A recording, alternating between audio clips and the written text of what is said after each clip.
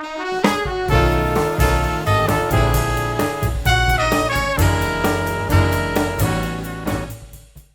everyone, I'm Corey and we're talking manpower. Today, I've got a very special guest. I've got Mr. Jim Davis. He's the Chief of the Manpower and Management Division here at U.S. Army Europe in Weisbaden, Germany. Mr. Davis, thank you very much for being here. I appreciate it. Of course. So what is your role as the Chief of Manpower and Management here at USAR?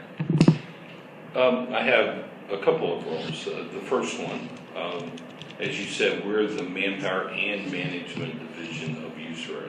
So from a headquarters perspective, I do manpower management, just pretty much like everybody else does it for the headquarters civilians. But then I have the management division piece of it that adds the resource management flavor, working for the director of resource management. That makes sense.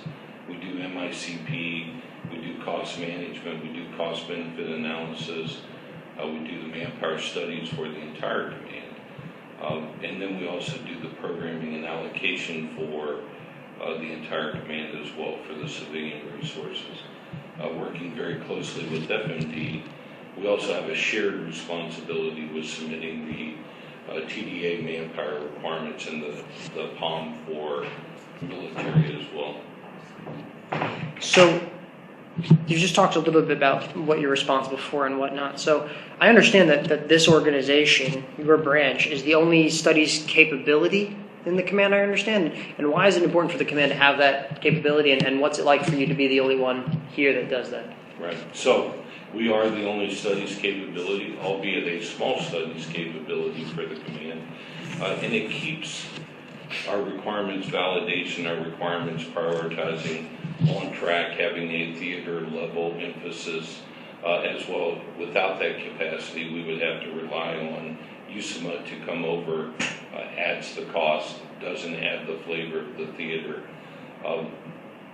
It requires us to coordinate extremely close with our FMD counterparts at our two subordinate commands, the 7th Air Army Training Command and the 21st Theater Sustainment Command.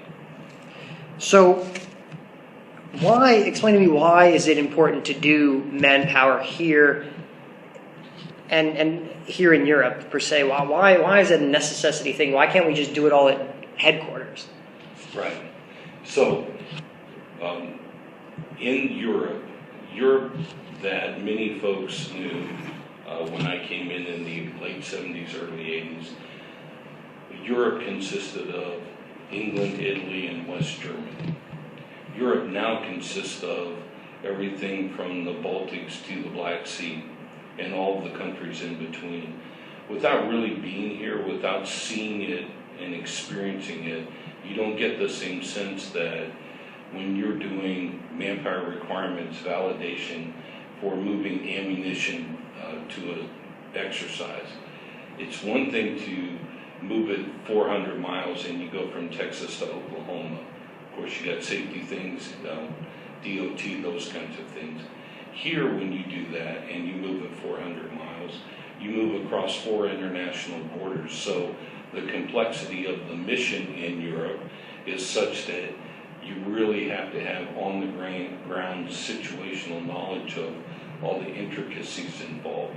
Not only are you moving it across international borders, but often the exercises are bilateral or multinational or even coalition type exercises at the same time. All of that lends itself to a perspective that you would not get sitting in Washington, D.C. or Fort Bliss or Fort Bragg. So that leads me a little bit to another question. Let's say we're transporting ammunition across international borders. How difficult is it to deal with the different cultures and the different languages? Because obviously we're speaking English, but we're in Germany, they speak German, and you're moving to Poland, they're speaking Polish. And how is that difficult? Is that difficult to navigate? And then how do you kind of get around that, and who do you kind of lean on? Do you have people in your shop that can kind of do that kind of thing? Sure. So to answer some of that, is English is one of the primary languages of the EU. So the majority, 90+%, speak English either as a first or a second language. So language barrier is not usually the problem. Usually it's going to be cultural or nationalistic, in the fact that when you're going from Estonia to Latvia, you need to recognize that that is a unique country. But internal to my office, that's more on the operational side. Internal to my office, we've run into challenges because we have local national employees with very different work rules than U.S. employees have. So when you're talking about a German employee, we have to follow host nation labor practices, which is far different. It takes 650 days to execute a RIF of a German national employee, where it takes under 180 days for a U.S. employee. But there are different notification protocols that go with that, etc. And then you talk about Italy, it's a totally different setup. And you go to Romania, where we don't have a host nation program right now, but we're trying to establish one. And then even to further make that complex, it depends on really who's going to be the lead service in that command as well. So we're the lead command, the Army, for Germany. So the Air Force and the Navy with German employees have to follow our negotiated tariff agreements, which is really a labor union agreement. Well, everyone, that's all we have time for right now. Our conversation with Mr. Davis will continue in the next couple days, so be on the lookout for it on our Facebook, Divids, and podcast channels. And until then, have a great Army Day.